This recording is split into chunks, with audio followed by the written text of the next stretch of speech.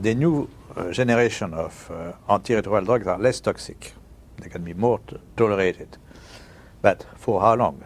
I agree. We cannot give a treatment for life. It's not like insulin, it's something which is toxic. Has a patient ever died from the side effects?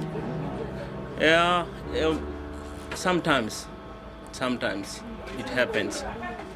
AIDS drugs are all classified as black box drugs. A black box drug is the most severe warning that our FDA will put on a product. It means you could die taking this because other people have died taking this.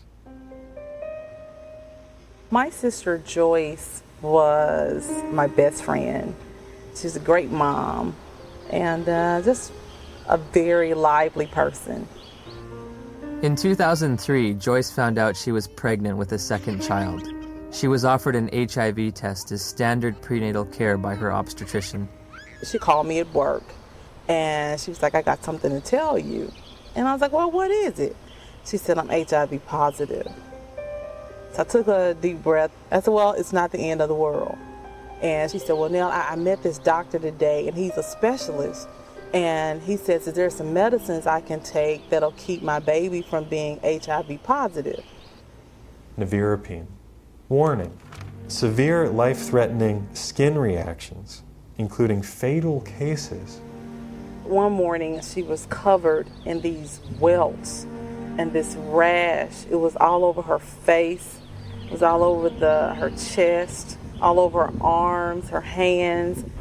When they're talking about a rash that can kill you, they're talking about a drug that targets the actively replicating cells in your dermis, in your mucosal layers, in your intestine, and stops them from working. And what happens? Goodbye skin. I would never take them. I don't have a problem with other people taking them, but I, as Griselda Kananda personally, looking at the side effects that they come with, looking at the toxins that they present in my body, not now, not ever. I have patients tested in 1985. They were all advised to take treatment, but they declined the treatment for different reasons. Because they didn't want to take toxic drugs because they were feeling well at that time. And how are they doing today? They're still living. Healthy? Yeah. Once we came to the conclusion that this was the drug that was causing this problem, irregardless of what the HIV was going to do, she was going to come off the drug no matter what.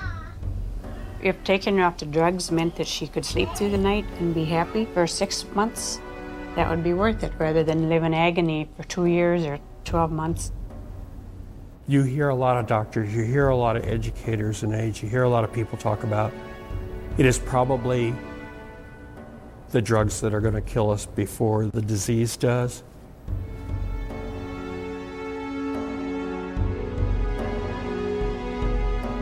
What are the drugs doing to the bodies? They're putting the bodies into coffins. Before my sister started taking the drugs, she was healthy. After she started the drugs, she developed an allergic reaction, which made her look like a patient with full-blown AIDS. She was admitted to the hospital. She continued to spiral down. And within 37 days from her first date of taking the medicine, she was gone. When news of Joyce's death reached the NIH, emails were exchanged between the director of the AIDS division and an ethics and safety officer. Ed, there was fulminant liver failure resulting in the death on this trial last week. Ouch. Not much we can do about dumb docs. They're cynical enough to introduce drugs that they know will have toxic effects and will carry a certain mortality, and they know that the life of the drug before this mortality becomes too obvious to ignore is, say, 2 or 3 years, and they work out what the sales are going to be in those 2 or 3 years, and then they know they're going to have to reduce the dose. Joyce has 2 sons. Jamal he's in his senior year of high school this year. Sterling will be 4 years old. And in my mind, they were robbed of their mother. If someone's going to be giving me a diagnosis of certain death in 5 to 7 years, I want scientific proof. This isn't a religion. My interest in questioning and breaking and exploring does HIV cause AIDS is an instinct to liberate people from a death sentence that isn't theirs to carry. After we took Lindsay off AZT, her weight did go up.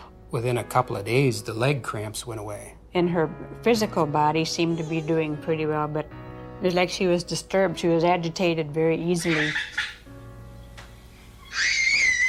Her lifespan changed all the time after she got to be 2 years old, and then she'd only live to be 5. When she got to be a little older, then they said, oh, she might live to be 7. Yeah. But definitely wouldn't live into double digits, and that's just was our life then. Although Lindsay was on AZT for 22 months, she made a full recovery from the pernicious side effects. Lindsay will be 19 in October of 2009. Because it's been surrounded from day one with so much emotion, so much fear, so much psychology, so much drama, very few people are capable of looking at AIDS logically. We can be exposed to HIV many times without being chronically infected. Our immune system could get rid of the virus within a few weeks if you have a good immune system. If you have a good immune system, then your body can naturally get rid of HIV. Yes. If you take a poor African who's been infected and you build up their immune system, is it possible for them to also naturally get rid of it?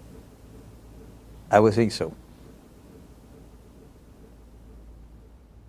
It's very easy to get people to think the right thing if you get the right on the tablet the first time.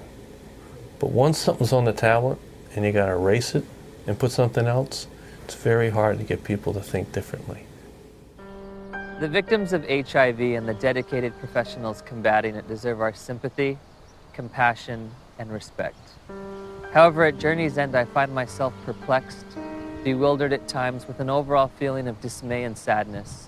I found a research community in disarray over the most fundamental understanding of HIV, all the while presenting a monolithic public posture of authority and certainty.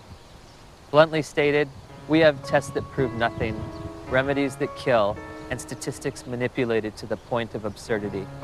90% of global HIV corresponds to areas of great poverty and squalor. Ironically, while we may have been pursuing a phantom killer, a shape-shifting assassin, perhaps the real enemy has been hiding in plain view, clear as day, and as old as time.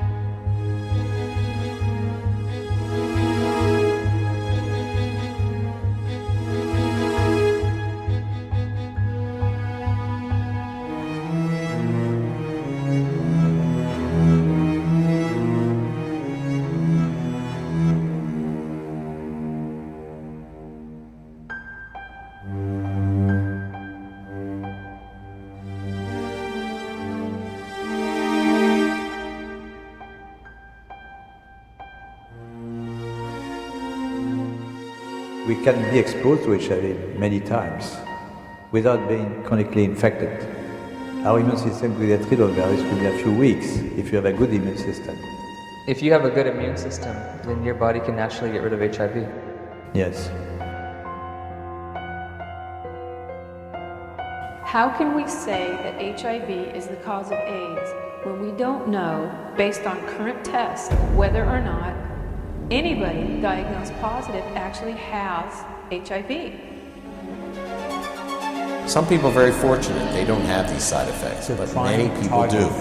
So prolonged treatment is impossible. Called CD4 helper T cells. What the fuck's he mean? What's it in there? It fuses its membrane. What does he mean? But then no effect. There's cofactors for everything. To the membrane of the cell. And then it There inside cells, virus grows and makes more of the cells. They're wandering. Gallo Is it going to change that? It's put out in the circulation. Finds other CD4 He's cells. remember to infect. There is an ongoing battle.